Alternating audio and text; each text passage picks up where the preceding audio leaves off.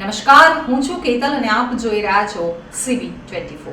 ઉનાળાની વધતી જતી ગરમીને લઈને શાકભાજીના ભાવો પણ આસમાને પહોંચ્યા છે।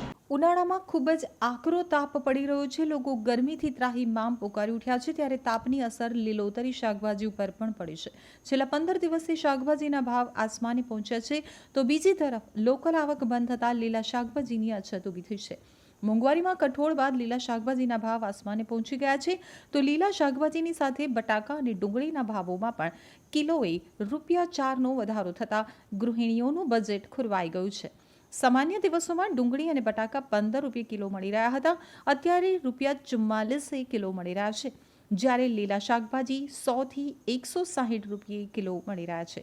આમ કઠોળ બાદ હવે લીલા શાકભાજીના ભાવો આસમાને પહોંચી ગયા હોવા છતાં અન્ન અને નાગરિક પુરવઠા વિભાગના અધિકારીઓ કુંભકર્ણની નિંદ્રામાં રહેતા હોવાથી છેલ્લા ઘણા સમયથી કેટલાક લેભાગુ તત્વો કઠોળ અને શાકભાજીમાં કૃત્રિમ ભાવ વધારો કરી રહ્યા છે।